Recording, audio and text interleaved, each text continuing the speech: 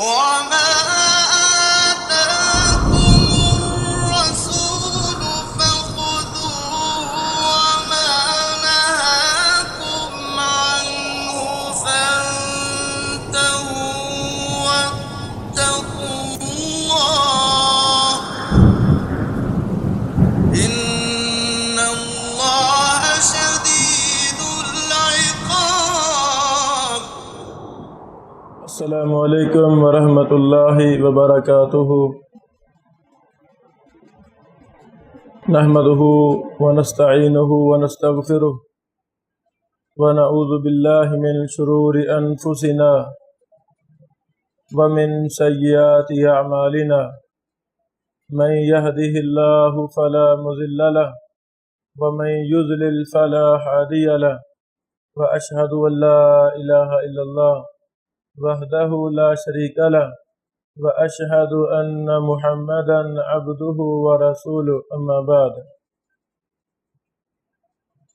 آج کا ہمارا سبق ہے جرح و تعدیل کی دو عظیم کتابیں، التاریخ الکبیر لامام البخاری اور الجرح و تعدیل لابن ابی حاتم کا منہج. ہر فن کی مختلف قسم کی کتب ہوتی ہیں، کوئی چھوٹی کتابیں ہیں، کوئی بڑی کتابیں ہیں، کچھ خاص کتابیں ہیں، کچھ عام کتابیں ہیں.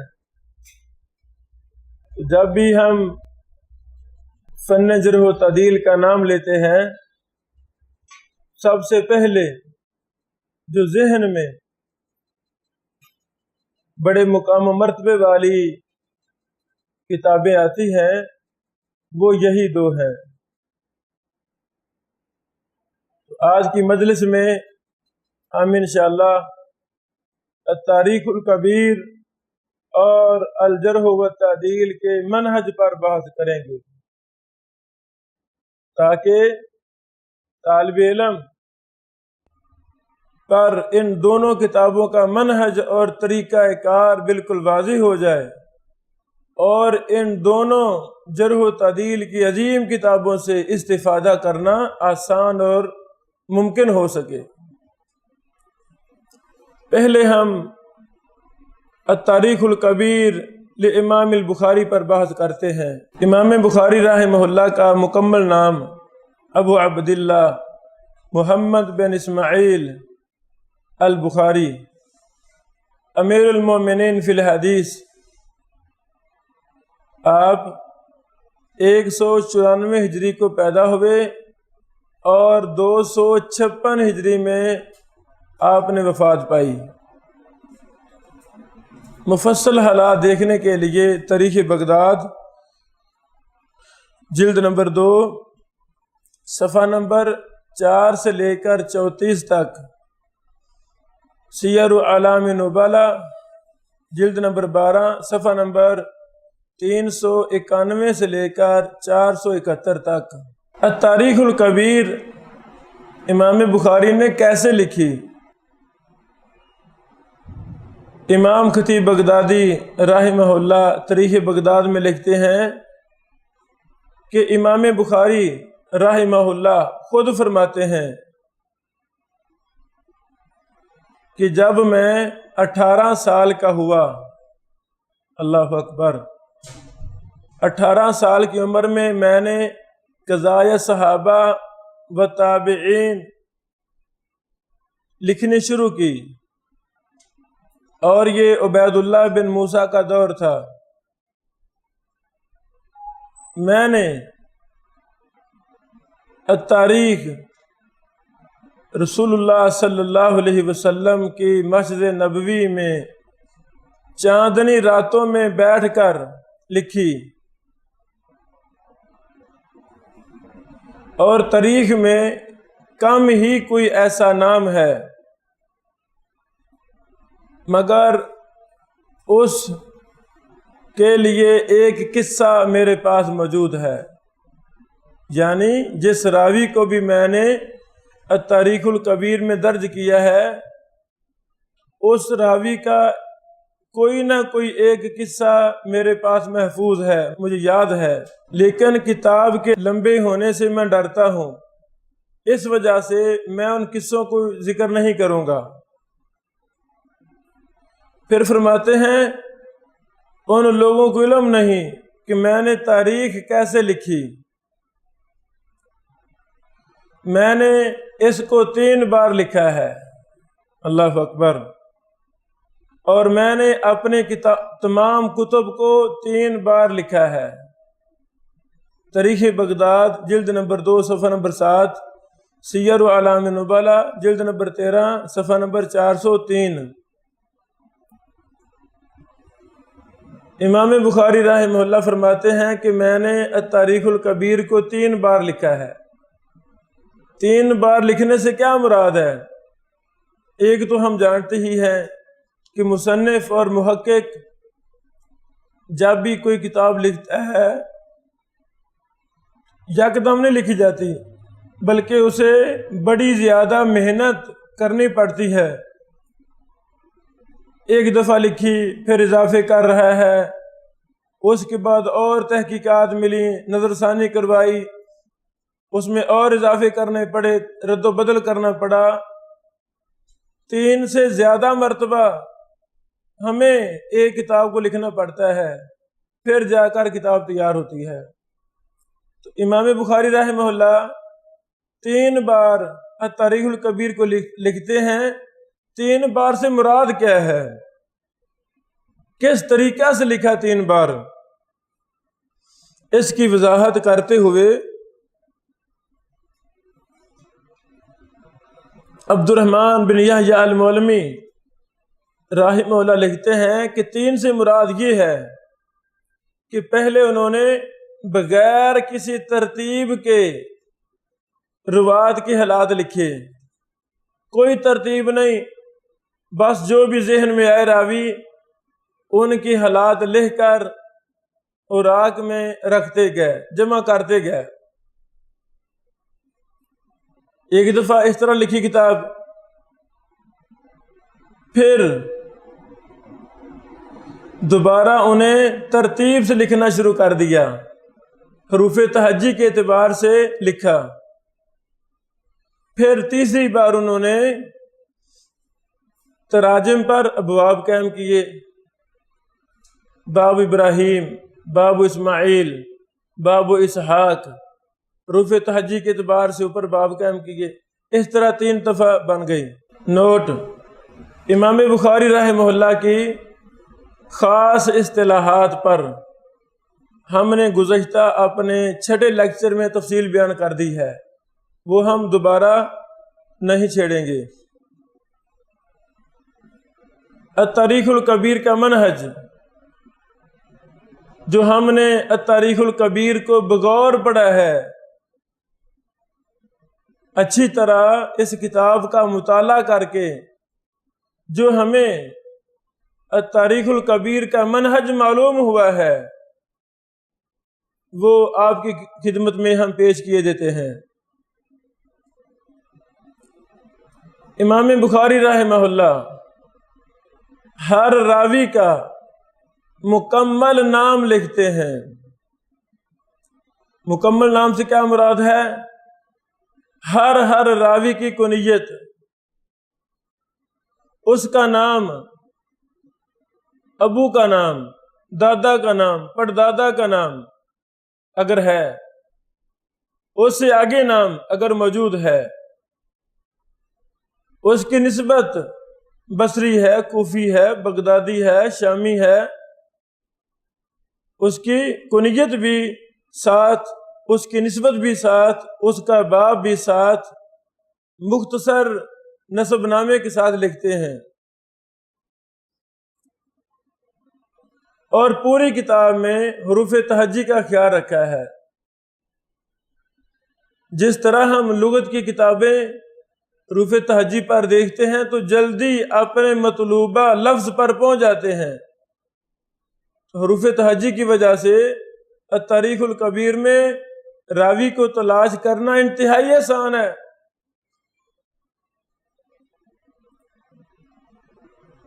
اور پھر محمد نام کو مقدم رکھا ہے، رسول اللہ صلی اللہ علیہ وسلم کی عزت اور شرف کی وجہ سے۔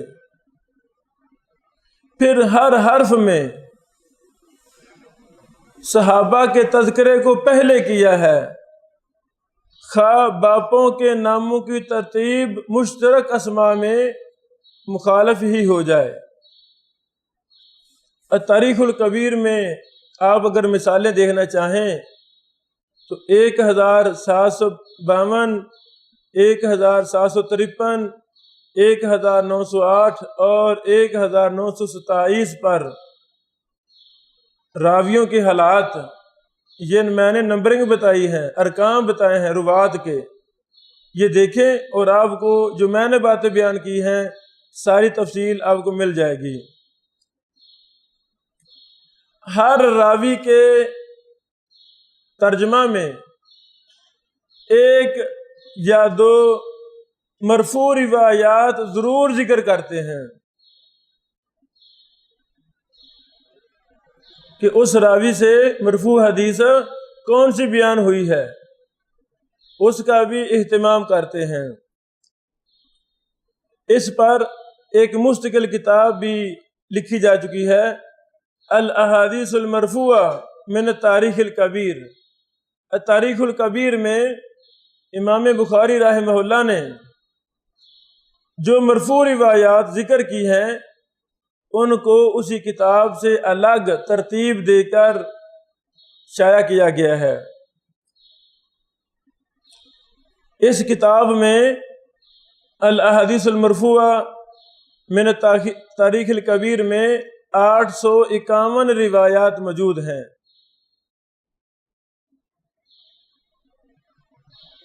نمبر 3، کئی ایک ضعیف روایات بھی نقل کرتے ہیں۔ مثلا کوئی راوی ضعیف ہے، اس سے بیان کردہ ضعیف روایت بھی ذکر کرتے ہیں، وہ روایت ذکر کر کے آخر میں لکھ دیتے ہیں کہ یہ حدیث صحیح نہیں ہے، اس کی مطابقت نہیں ہے، وجہ ذوح بھی لکھ دیتے ہیں ایک آدھے لفظ میں۔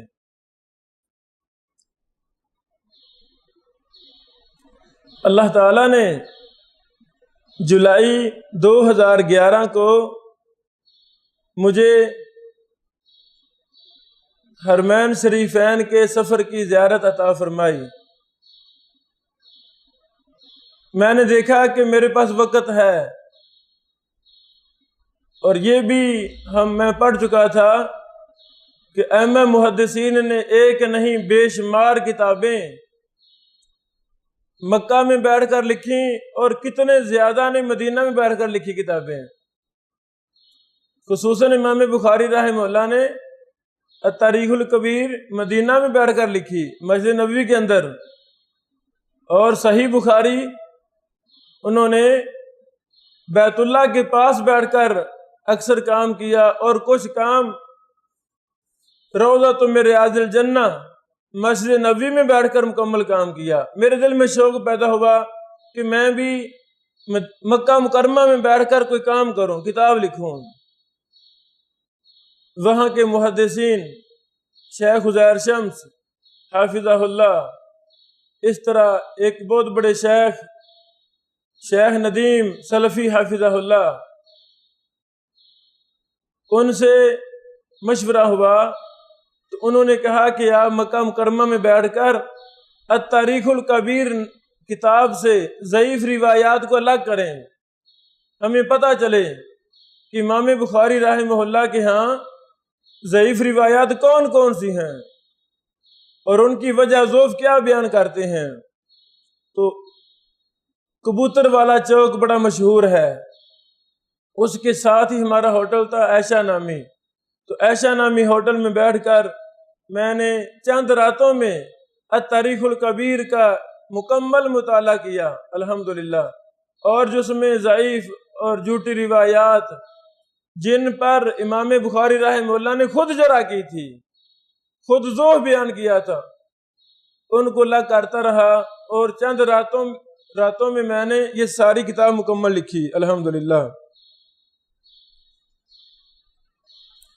پھر اسے پاکستان واپسی پر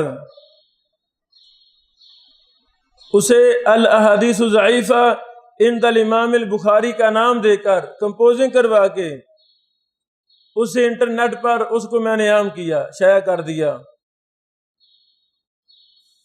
ملتقى لأہل الحدیث مکہ مکرمہ کا بہت بڑا عربی میں فورم ہے، وہاں بھی وہ کتاب موجود ہے۔ پاکستان کا اردو کا فورم، اردو مجلس فورم میں بھی وہ کتاب دیکھی جا سکتی ہے۔ تاریخ الکبیر سے اگر آپ ضعیف روایات کے نشاندہی دیکھنا چاہتے ہیں تو 279 ترجمہ نمبر، 580 نمبر، 924 اور 1007 آپ خود دیکھ سکتے ہیں، جن روایات پر امام بخاری نے خود ضعف یا جھوٹا ہونے کا حکم لگایا ہے۔ نمبر 4، امام بخاری رحمہ اللہ نے جتنی بھی احادیث نقل کی ہیں ان میں اپنی سند بیان کی ہے، سند کے بغیر حدیث نقل نہیں کی، اور راویوں پر جو بحث کی ہے اکثر امام بخاری رحمہ اللہ کے اپنے حکم ہیں، اور جو کچھ دیگر محدثین سے نقل کیے ہیں ان کی بھی سند کا اہتمام کیا ہے۔ یہاں پر میں یہ نقطہ بتانا ضروری سمجھتا ہوں، جس طرح کتب حدیث ہمارے پاس بعض سند موجود ہیں، ہر حدیث کی سند ہے، اسی طرح کتب جرح و تعدیل میں بھی ہر بات کی سند موجود ہے۔ مثلا امام بخاری رحمہ اللہ اگر امام مالک بن انس رحمہ اللہ کی کسی راوی پر جرح ذکر کریں گے یا توثیق ذکر کرتے ہیں، ایسے ہی نہیں کہ امام مالک نے کہا سکا، نہیں، اپنے سے لے کر امام مالک رحمہ اللہ تک پہلے سند لکھیں گے، اس کے بعد اس کی توثیق یا تضعیف کا قول نقل کریں گے۔ سارے ہی محدثین نے الجرح و تعدیل پر بھی آگے تبصرہ آ رہا ہے، انہوں نے بھی ہر قول کی سند لکھی ہے۔ آپ حیران ہوں گے کہ عقیدے کی کتابیں جو سلف نے لکھی، محدثین نے لکھی، عقیدے کا ہر قول کی سندیں موجود ہیں۔ قراء جو قراتیں پڑھتے ہیں، قرات حفص پڑھتے ہیں، قرات دوری وغیرہ دیگر 20 قراء ہیں، عشرہ ہیں، ان کے شاگرد ہیں، ان کی قراتیں جو پڑھی جاتی ہیں ایک قرات کی سندیں موجود ہیں، ایسے نہیں پڑھتے یہ، بلکہ مستقل کتب ہیں کتب قرات کے نام سے، ان میں ایک قرات اگر ونیس پڑھی گئی ہے، ونیس ایسے نہیں کسی نے پڑھ دی، بلکہ اس کی سند جس نے پڑھی ہے وہاں تک سند موجود ہے، الحمدللہ۔ تو کتب جرح و تعدیل میں بھی ہمیں جا بجا سندیں ملتی ہیں۔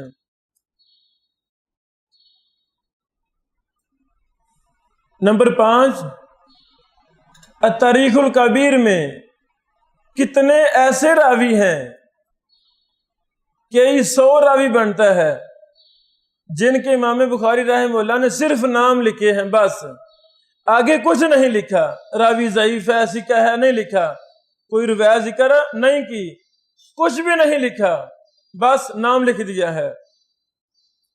آپ کو یاد ہوگا کہ ہم نے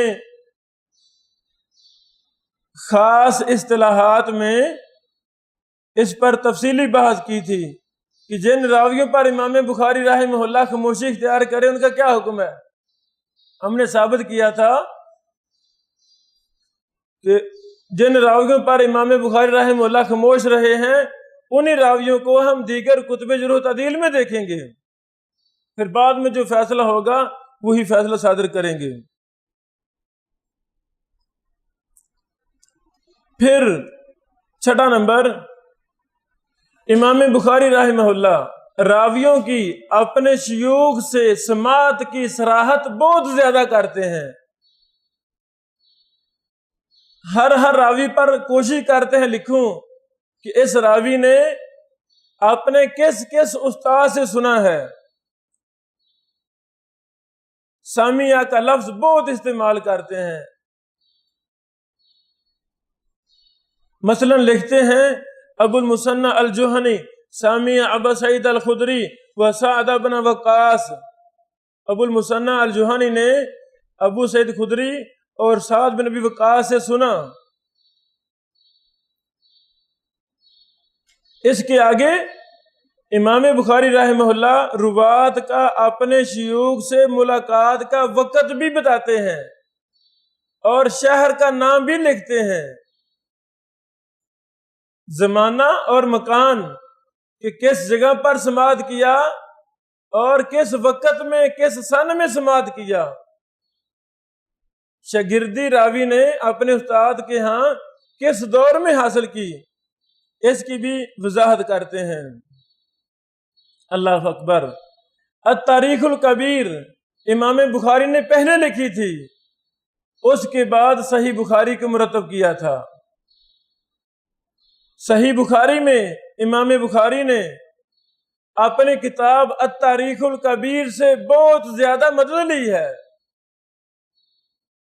چونکہ صحیح بخاری کے اندر امام بخاری رحمہ اللہ کا یہ اصول ہے، قانون ہے کہ وہ معاصرت کو کافی نہیں سمجھتے. اگر راوی کے شیخ کا زمانہ ایک ہے، راوی ان سے روایت بیان کر رہا ہے، مدلس بھی نہیں ہے، تو امام بخاری اس کو کافی نہیں سمجھتے، بلکہ امام بخاری رحمہ اللہ نے شرط لگائی ہے کہ ملاقات ہو، پھر راوی اپنے شیخ سے بیان کرے ان سے، اس کی روایت میں لوں گا.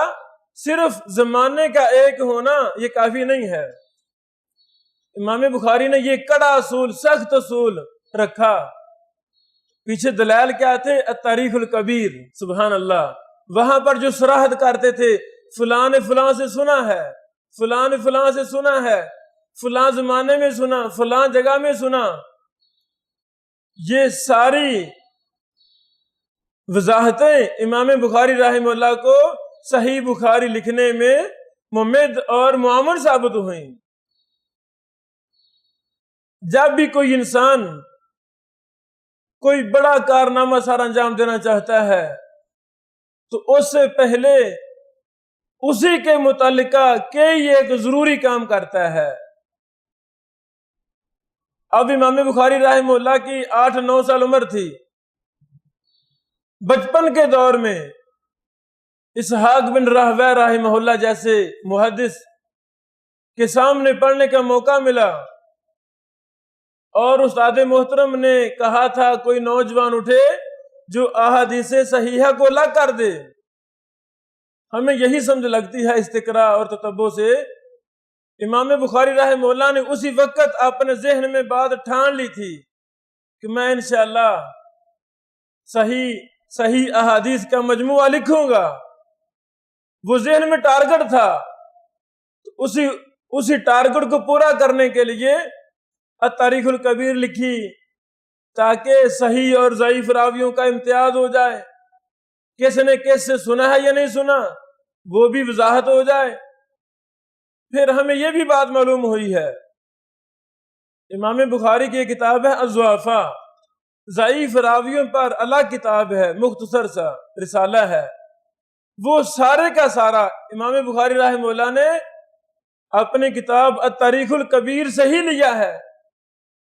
یعنی پہلے التاریخ الکبیر ویسے لکھ دی، ساری مرتب کر دی، پھر ذہن میں آیا کہ ضعیف راوی میرے پاس الگ ہونے چاہیے تاکہ ان ضعیف راویوں کی کوئی روایت میں صحیح بخاری میں نہ لا سکوں. ان کو الگ طور پر مرتب کیا. ایک امام بخاری صاحب کی کتاب ہے التاریخ الصغیر، یہ بھی ہمیں تتبع استقراء سے بات معلوم ہوئی ہے. التاریخ الصغیر کا کوئی بھی ایسا راوی نہیں ہے جو التاریخ الکبیر میں نہ ہو. یعنی التاریخ الکبیر بڑی لکھی کتاب، پھر اسی سے التاریخ الصغیر اخذ کی، اور پھر اسی سے اپنی کتاب الضعفاء ضعیف راوی کو الگ کیا.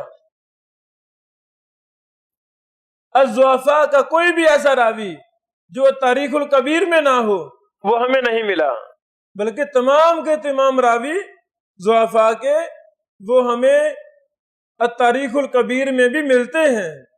اگلی بات 7 نمبر،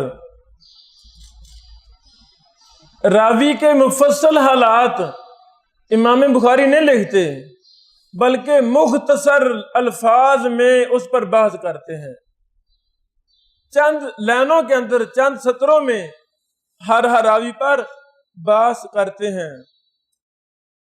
سن وفات کا بہت زیادہ اہتمام کرتے ہیں کہ یہ راوی فوت کب ہوا۔ جرح و تعدیل کے طالب علم کے لیے یہ بہت ضروری ہے کہ اسے راویوں کی تاریخ وفات کا علم ہو۔ جرح و تعدیل میں راویوں کی تاریخ وفات کا علم ہونے کو بہت زیادہ اہمیت حاصل ہے۔ اس پر ائمہ محدثین نے مستقل کتابیں لکھی ہیں جن میں راوی کا نام اور تاریخ وفات ذکر ہے بس، تاکہ بعد میں سماع کا مسئلہ ہے، لقاء کا مسئلہ ہے، کس زمانے میں یہ راوی تھا، فوت کب ہوا، اختلاط کی بحث میں دیکھنا ہے، اختلاط سے پہلے سنا یہ بعد میں سنا، یعنی کئی ایک معاملات میں تاریخ وفات بڑا اثر رکھتی ہے۔ تو محدثین رواتی حدیث کی تاریخ وفات پر نظر رکھنا یہ بہت ہی اہم ہے۔ اللہ اکبر۔ 8واں نمبر یہ ہے کہ امام بخاری رحمہ اللہ جرح و تعدیل کے الفاظ بھی استعمال کرتے ہیں، لیکن اللہ رب العالمین سے بہت زیادہ ڈرتے ہوئے کمال تقوی اور ورع کے ساتھ لکھتے ہیں۔ یہ نہیں تو جھوٹا راوی آ گیا ہے تو بس اس کے پھٹے ہلا دیں، کذاب دجال وضع کہنا شروع کر دیں، نہیں، یعنی راوی پر جرح و تعدیل کے لحاظ سے جب امام بخاری باز کرتے ہیں تو انتہائی اعلیٰ درجے کا تقوی اور ورع کو ہاتھ سے جانے نہیں دیتے۔ کیا فرماتے ہیں؟ سکتوا عنہ، سبحان اللہ، کتنا پیارا لفظ ہے، سکتوا عنہ۔ کیا مطلب؟ اور بھائی یہ راوی اتنا گھٹیا تھا کہ محدثین نے اس پر خاموشی کی ہے، اس پر بات کرنا برداشت نہیں کی کہ نکما راوی ہے، دفع کرو، اسے کوئی راوی ہے، کوئی بندہ ہے، اس کا میں ذکر کرو، بس لکھ دیا سکتوا عنہ فیہ نظر۔ بھائی راوی پر جرح ہے، دیکھ لو کیا جرح ہے، غور کر لو، فیہ نظر، سبحان اللہ۔ یا اکثر کے نام لکھ دیے، جرح کرنے مناسب ہی نہیں سمجھی، بس کے لیے نام لکھ دیے۔ اللہ اکبر۔ یہی وجہ ہے امام ذہبی رحمہ اللہ نے سیر اعلام نبالہ میں جلد نمبر 12 صفحہ نمبر 439 سے 439 میں لکھتے ہیں کہ امام بخاری رواتی حدیث پر انصاف سے بات کرتے ہیں اور تقوی پر مبنی باتیں کرتے ہیں، غصے میں نہیں آتے۔ اللہ اکبر۔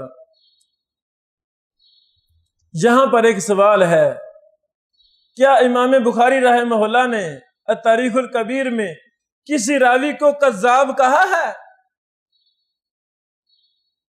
جب ہم کتب جرح و تعدیل کا مطالعہ کرتے ہیں تو امام بخاری کے حالات میں ہمیں یہ لفظ ملتا ہے کلا، یعنی امام بخاری نے بہت زیادہ کم راویوں کو کذاب کہا ہے۔ تو پھر ہم نے تتبع کیا، کیا امام بخاری رحمہ اللہ نے کسی کو کذاب کہا ہے؟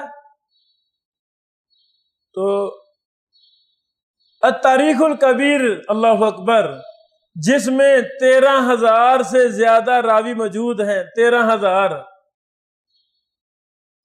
التاریخ الکبیر میں صرف 3 راویوں پر لفظ کذاب استعمال کیا ہے۔ اللہ اکبر، کتنی حیران کن بات ہے۔ بس دیگر الفاظ، منکر کا لفظ، فیہ نظر کا لفظ، ساکاتو کا لفظ استعمال کیا، لیکن کذاب دجال سخت سے سخت لفظ نہیں استعمال کیے۔ یعنی یہ بھی تقوی اور ورع کی ایک بہت بڑی علامت ہے۔ جب ہم تاریخ الکبیر میں جستجو کرتے ہیں مکتبہ شاملہ کی مدد سے، سرچ انجن پر تلاش کیا ہم نے، تو ہمیں 3 بار لفظ کذاب ملا، اور الضعفاء للبخاری میں صرف 1 بار لفظ کذاب ہمیں ملا۔ اللہ اکبر۔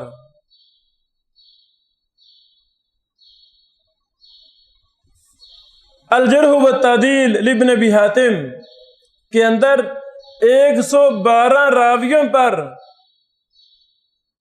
امام ابو حاتم رازی اور ابو زرع رازی رحمہ اللہ نے لفظ کذاب استعمال کیا ہے 112 دفعہ۔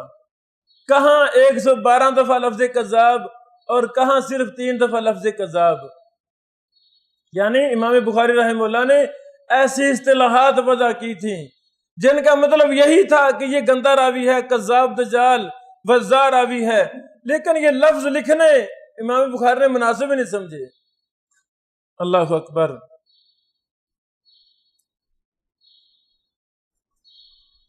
التاریخ الکبیر میں کل کتنے راوی موجود ہیں، یہ بھی ایک علمی داستان ہے۔ پہلے محدثین وہ اندازے کے ساتھ ایک کتاب کو دیکھتے اور اندازہ لگاتے کہ اس میں اتنے 1000 راوی ہوں گے۔ تو بھائی تاریخ الکبیر کی چھوٹی کتاب تھوڑی ہے، اس کے کئی دستے تھے، کافی زیادہ جلدوں پر محیط تھی اس دور میں بھی۔ جب قلم سے لکھی گئی تو کیا خیال ہے اتنی کتاب ہوگی؟ بھائی کئی رجسٹر ہوں گے، کئی دستے ہوں گے جن پر امام بخاری رحمہ اللہ نے قلم دوات کی مدد سے وہ لکھا۔ جنہوں نے وہ دیکھی اپنے اندازے لگائے بھی کتنے اس میں راوی ہوں گے۔ اس کی دلچسپ داستان ہے۔ معلم یمانی نے کہا کہ 10,000 سے کچھ زائد راوی ہیں، 10,000 سے کچھ زائد ہیں۔ امام ذہبی نے کہا 40,000 راویوں سے زیادہ راوی موجود ہیں۔ امام ذہبی نے گنے تھے، شمار کیے تھے؟ نہیں، بس کتاب دیکھی، اتنی بڑی تاریخ الکبیر ہے، اندازہ لگا دیا کہ 40,000 سے زیادہ راوی ہیں۔ اس کے علاوہ امام حاکم رحمہ اللہ نے بھی کہا ہے کہ 40,000 کے قریب ہیں۔ المدخل الی الصحیحین صفحہ نمبر 111۔ علامہ قطانی نے اپنی کتاب المستطرف میں بھی کہا ہے، یہی کہا ہے کہ 40,000 کے قریب ہیں۔ جب ہم التاریخ الکبیر کا مطبوعہ نسخہ جو ہمارے ہاں متداول ہے، ہمارے پاس موجود ہے، اس میں کل راوی 13,308 ہیں۔ 13,308 راوی ہیں مطبوعہ نسخے میں۔ کہاں 13,308 اور کہاں 40,000؟ اس سے پتہ چلتا ہے کہ پہلی علماء نے کتاب کو دیکھ کر یا اس کا حجم سن کر کہ جی بہت بڑی کتاب ہے تاریخ الکبیر، تو ایک قیافہ، ایک اندازہ لگایا کہ اس میں 40,000 راوی ہوں گے۔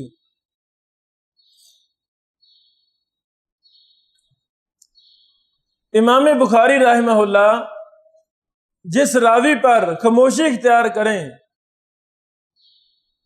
کیا وہ توثیق ہے؟ اس پر ہم نے پہلے اپنے لیکچر میں بات کی تھی، وہ توثیق نہیں ہے۔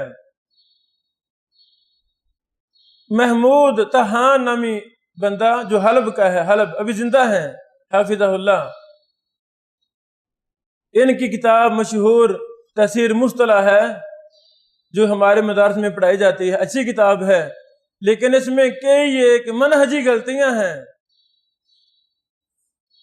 اس کتاب کو بغیر تردید اور تنقید کے نہیں پڑھانا چاہیے، کیونکہ محمود طحان صاحب حنفی ہیں اور کئی ایک غلطیاں منہج کے اعتبار سے اس کتاب میں موجود ہیں۔ اس طرح ان کی کتاب ہے اصول التخریج و دراست الاسانید، یہ بھی مختصر کتاب ہے، اس میں بھی کئی ایک غلطیاں منہجی موجود ہیں۔ جو بھی اساتذہ ان دونوں کتابوں کو مدارس میں پڑھائیں ان کو چاہیے کہ پوری بصیرت پر اکیلا ترجمہ کافی نہیں ہے، بلکہ جو کمزور باتیں ان کا رد کیا جائے۔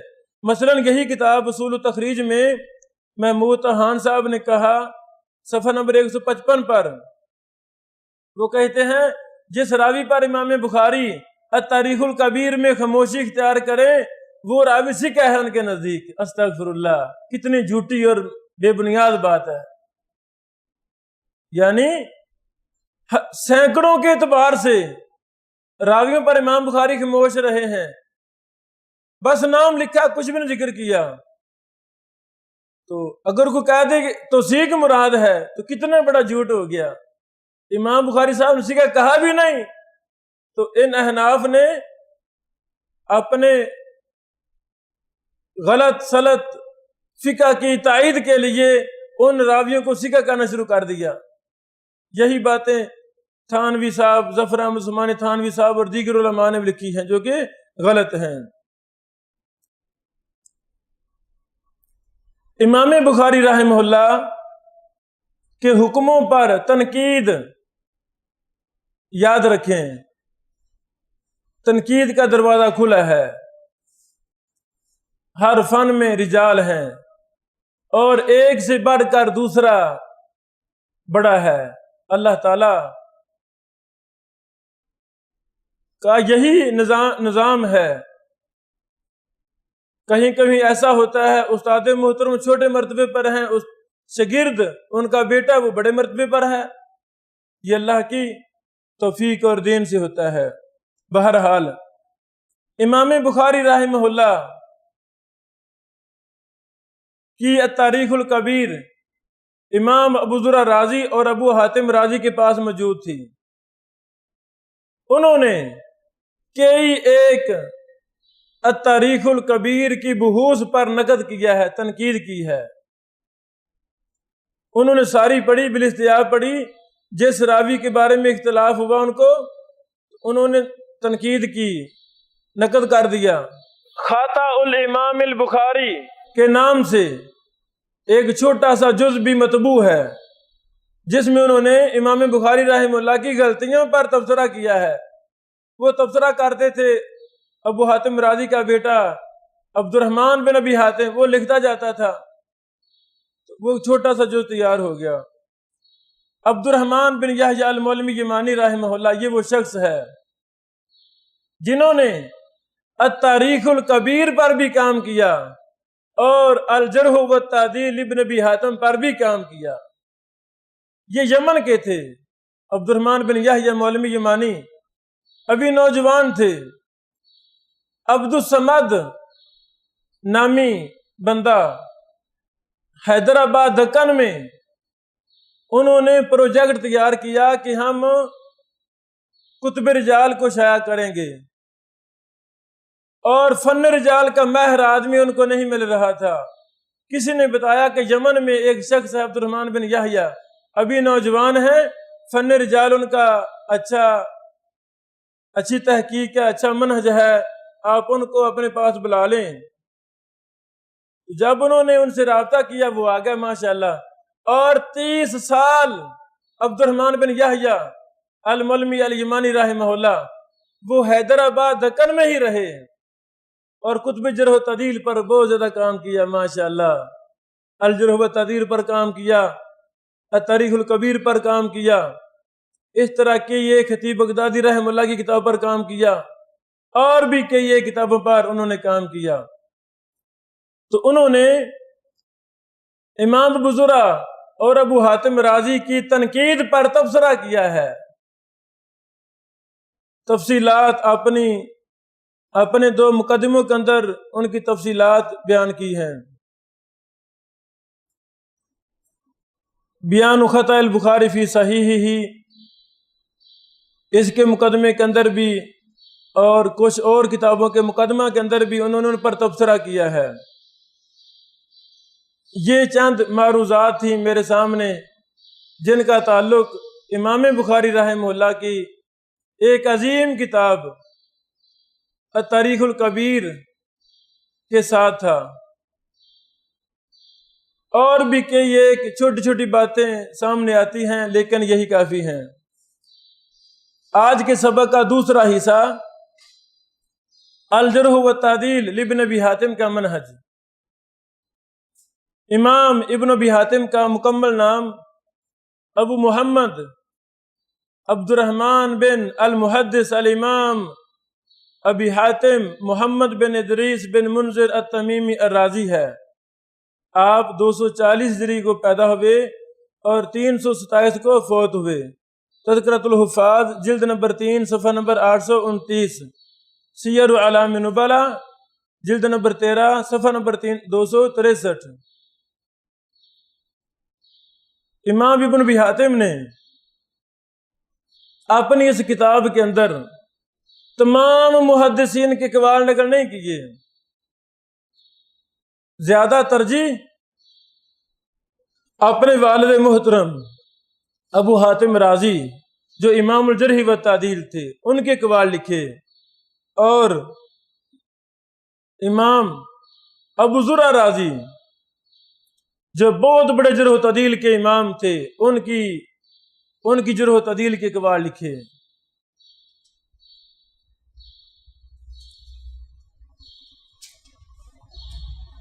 روات کی تعداد الجرح والتعدیل نامی کتاب جو مطبوع ہمارے پاس موجود ہے اس میں 18,040 راوی موجود ہیں۔ اللہ اکبر، 18,040 راوی الجرح والتعدیل میں موجود ہیں، کیونکہ امام ابن ابی حاتم کے سامنے امام بخاری کی تاریخ الکبیر تھی، 13,000 سے زیادہ راوی تو اسی میں موجود تھے، وہ بھی اپنی کتاب میں لے کر آئے اور باقی اضافے کرتے رہے، 4-5 ہزار اضافہ کر دیا تو 18,000 راوی بن گیا۔ یہاں پر یہ سوال ہے التاریخ الکبیر للبخاری کی موجودگی میں الجرح والتعدیل کیوں لکھی گئی؟ جب امام بخاری رحمہ اللہ ایک معتدل امام ہیں، جرح و تعدیل کے متفقہ امام ہیں، انہوں نے اتنا لمبا چوڑا کام کر دیا جو تاریخ جرح و تعدیل کا ایک بنیادی حصہ ہے، اس کی موجودگی میں امام ابن ابی حاتم کو کیا سمجھ لگی، انہوں نے کیوں اپنی یہ کتاب مرتب کی الجرح و تعدیل کے نام سے؟ جب ہم کتب جرح و تعدیل کا مطالعہ کرتے ہیں اس کا بھی انکشاف اللہ تعالیٰ نے ہم پہ کر دیا۔ جب ان دونوں محدثوں نے ابو زرع اور ابو حاتم، یاد رہے یہ دونوں دوست تھے، بڑے قریبی دوست، اور ساری زندگی اکٹھے ہی رہے، اللہ اکبر، ان دونوں نے التاریخ الکبیر کا بالاستیاء مطالعہ کیا۔ انہوں نے دیکھا کہ کتاب بڑی قیمتی ہے تاریخ الکبیر، لیکن اکثر راویوں پر حکم نہیں لگے ہوئے، اور یہ سچ بھی ہے، تاریخ الکبیر میں کچھ راویوں پر حکم لگا ہوا ہے، یہ ضعیف ہے، منکر ہے، ساقط عنہ ہے، وغیرہ وغیرہ، لیکن اکثر راویوں پر حکم نہیں ہے۔ بس خاموشی اختیار کی، کیلا نام ذکر کر دیا یا ایک روایت ذکر کر دی، مختصر حالات لکھ دیے۔ جرح و تعدیل کے لحاظ سے اکثر التاریخ الکبیر خالی ہے، جرح و تعدیل کے حکم نہیں لکھے گئے اکثر پر۔ ان دونوں محدثوں نے غور کیا کہ اس کتاب پر کام ہونا چاہیے، التاریخ الکبیر پر، یہ کمی بھی پوری ہم کر دیں۔ لاہ عمل سوچا کہ کس طرح ہم کریں۔ ان دونوں نے مشورہ کیا، دونوں بزرگوں نے، کہ ہم عبد الرحمن کو اپنے پاس بٹھا لیں۔ عبد الرحمن امام ابو حاتم رازی کا بیٹا تھا، جسے ہم ابن ابی حاتم کہتے ہیں۔ ابو حاتم کا بیٹا عبد الرحمن، یہ بڑا ذہین، لائق فیق طالب علم تھے اور اپنے دور کے جرح و تعدیل کے امام تھے۔ ان کی تاریخ پر تمام محدثین متفق ہیں کہ انتہائی قابل تعریف فن جرح و تعدیل میں، اور ابو حاتم رازی اور ابو زرع رازی کے علم کو اکٹھا کرنے والے، مرتب اور مدون کرنے والے، آگے شیئر کرنے والے، وہ صرف ایک ہی ہیں جن کا نام عبد الرحمن بن ابی حاتم ہے رحمہ اللہ رحمۃ واسعہ۔ تو ان دونوں نے عبد الرحمن کو اپنے سامنے بٹھا لیا اور تاریخ الکبیر کو سامنے رکھ لیا۔ تاریخ الکبیر سے راوی پڑھتے تو اس پر تبصرہ کرنا شروع کر دیتے۔ ابو حاتم فرماتے یہ ثقہ راوی ہے، ابو زرع فرماتے یہ صدوق راوی ہے۔ تو پاس بیٹا عبد الرحمن وہ باتیں لکھ رہا ہے، نوٹ کر رہا ہے۔ اللہ اکبر۔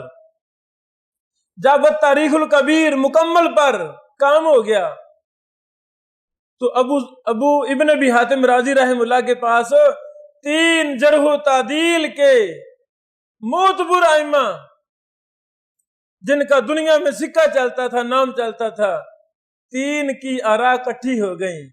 اس راوی کو امام بخاری صاحب نے کیا کہا ہے، ابو زرع نے کیا کہا ہے، ابو حاتم نے کیا کہا ہے، بڑا کام ہو گیا۔ پھر ابو زرع رازی رحمہ اللہ نے خط لکھے، اپنے دور کے جرح و تعدیل کے ائمہ کی طرف خط لکھے۔ ہم نے جب اس کی تحقیق کی تو ان میں سے فیما کتب الیہ لکھ کر امام ابن ابی حاتم رحمہ اللہ آگے خط کا ذکر فرماتے ہیں۔ فیما کتب الیہ، مثلا ایک راوی پر بحث کر رہے ہیں، ابو جی کا حکم نقل کر دیا، امام بخاری کا کر دیا اور ابو زرع کا کر دیا، پھر اسی راوی کے بارے میں ابن معین کا حکم ملا، امام محمد کا حکم ملا۔ کیسے ملا؟ ان کے شاگردوں نے خط لکھ کر ابن ابی حاتم کو بتایا تھا خطوط میں کہ ہمارے اساتذہ کی ان راویوں کے بارے میں یہ رائے ہے۔ اللہ اکبر۔ تو ابو ابن ابی حاتم رازی رحمہ اللہ نے اس کی صراحت کے ساتھ کہ یہ میں نے بات احمد بن حنبل سے خود نہیں سنی، ابن معین سے خود نہیں سنی، بلکہ مجھے فلاں راوی نے، فلاں محدث نے خط لکھ کر مجھے یہ بات بتائی ہے۔ فیما کتب الیہ۔ اللہ اکبر۔ امام ابن ابی حاتم رحمہ اللہ اپنے کتاب میں امام ابن ابی خیثمہ کے اقوال بھی نقل کرتے ہیں، ابراہیم بن یعقوب الجوزجانی کے اقوال بھی، امام علی بن ابی طاہر کے، امام عبداللہ بن امام احمد کے، یعقوب بن اسحاق کے وغیرہ۔ اس طرح دیگر ابن معین، امام احمد بن حنبل رحمہ اللہ، یحییٰ بن سعید القطان وغیرہ جو ائمہ جرح و تعدیل تھے، ان کی اقوال بھی نقل کرتے ہیں۔ یہاں پر ایک اور بات، امام ابن ابی حاتم رحمہ اللہ نے اپنے کتاب الجرح و تعدیل کے 2 مقدمے لکھے۔ پہلا مقدمہ پہلی جلد پر مشتمل ہے، 400-500 صفحات کا مقدمہ، پہلی جلد، وہ سارے کا سارا مقدمہ ہے۔ اللہ اکبر۔ اور دوسرا مقدمہ جلد نمبر 2 کے شروع میں کچھ اور تفصیلات جرح و تعدیل کی بیان کرنے شروع کر دیتے ہیں، وہ بھی بطور مقدمہ ہے۔ اس لیے ہم نے بولا کہ الجرح و تعدیل کے امام ابن ابی حاتم نے 2 مقدمے لکھے۔ جو پہلی جلد ہے وہ ہر جرح و تعدیل کے طالب علم کو پڑھنا چاہیے۔ اس میں جرح و تعدیل کی اہمیت، سند کی اہمیت، روات پر بات کرنے کی اہمیت، اور تاریخ میں 18 ائمہ جرح و تعدیل، نقاد محدثین کے حالات لکھے ہیں۔ 18۔ پہلے نمبر پر امام مالک بن انس، 2 نمبر امام سفیان بن عیینہ، 3 نمبر امام سفیان ثوری، اس طرح امام حماد بن زید، امام عبد الرحمن بن عمر الاوزاعی، امام وکی بن جراح، امام یحییٰ بن سعید القطان، امام عبد الرحمن بن مہدی، امام عبداللہ بن مبارک، امام ابو اسحاق الفزاری، امام ابو مسہر الدمشقی، امام ابو عبداللہ احمد بن حنبل، امام یحییٰ بن معین، امام علی بن عبداللہ بن المدینی، امام محمد بن عبداللہ بن نمیر الحمدانی، امام ابو زرع رازی اور امام ابو حاتم رازی۔ ان محدثین کے حالات لکھے ہیں کہ یہ جرح و تعدیل میں کتنے ماہر تھے، اور یہ ائمہ جرح و تعدیل کس طرح راویوں پر بحث کرتے تھے۔ اس کے علاوہ الجرح و تعدیل پر اور بھی کئی لحاظ سے بات کی جا سکتی ہے۔ علامہ مزی رحمہ اللہ نے تہذیب الکمال کے مقدمہ میں لکھا ہے کہ جو بھی میں نے اپنی کتاب تہذیب الکمال میں راویوں پر بحث نقل کی ہے جرح و تعدیل کے لحاظ سے، وہ اکثر زیادہ میں نے الجرح و تعدیل سے ہی لی ہے، بلکہ یوں کہنا چاہیے جتنے بھی کتب جرح و تعدیل الجرح و تعدیل کے بعد مدون ہوئی ہیں، ان سب کا مرجع ماوا زیادہ انہوں نے فوائد الجرح و تعدیل سے حاصل کیے ہیں یا التاریخ الکبیر سے حاصل کیے ہیں۔ اللہ تعالیٰ ان ائمہ محدثین پر اپنی کروڑوں رحمت نازل فرمائے، جنہوں نے امت مسلمہ پر احسان کرتے ہوئے دن رات کی محنت سے، امام بخاری رحمہ اللہ کا وراق خود بیان کرتا ہے کہ امام بخاری رحمہ اللہ التاریخ الکبیر کو رات کو لکھتے تھے اور چاند کی روشنی میں لکھتے تھے۔ اللہ اکبر! تو کتنی محنت، اور عمر بھی کیا 18 سال کی عمر میں لکھنا شروع کر دی یہ کتاب التاریخ الکبیر۔ تو یہ ہمارے لیے بہت بڑی عبرتیں اور مثالیں ہیں، نصیحتیں ہیں کہ جو انسان ہمت کر لے، عزم کر لے کچھ کرنا ہے، تو وہ تھوڑی عمر میں ایسے ایسے کارنامے سر انجام دے جائے گا کہ تاریخ اس کو نہیں بھولے گی۔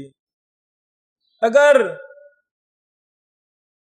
انسان کچھ نہ کرنے کا ارادہ کر لے، ضائع ہونے کا ارادہ کر لے، بس دنیا میں اللہ نے بھیج دیا، کچھ بھی نہیں کرنا، 7-8 سال مدرسہ سے پڑھتا رہا، فارغ ہوا تو پتہ نہیں کرنا کیا ہے، کس لیے پڑھا پتہ نہیں ہے، ٹارگٹ کیا ہے پتہ نہیں ہے، منہج کیا پتہ نہیں ہے۔ نہیں، ہمیں ایسا نہیں کرنا چاہیے، بلکہ اپنے آپ کو مرتب مزین کرنا چاہیے۔ پہلے دن ہم مدرسہ میں آئیں تو ہمیں ایک منہج ملنا چاہیے، ایک ٹارگٹ ہونا چاہیے کہ میرا فلاں ٹارگٹ ہے۔ بچپن میں ہمیں اساتذہ ترغیب دلائیں، بیٹا تم نے بڑے بڑے کارنامے سر انجام دینے ہیں، کام کرنے ہیں، تو پھر انشاءاللہ ممکن ہے تھوڑی عمروں میں اللہ ہم سے بہت بڑے کام لے لے گا۔ اللہ سے دعا ہے اللہ تعالی ہم کو فن جرح و تعدیل میں ماہر بنائے، اور یہ جو مشکلات ہیں، خشک تھوڑا سا فن ہے، یہ ہمارے لیے آسان فرما دے۔ جو کچھ ہم نے بیان کیا اللہ اسے قبول فرما لے۔ وآخر دعوانا ان الحمدللہ رب العالمین۔ مولاي صل وسلم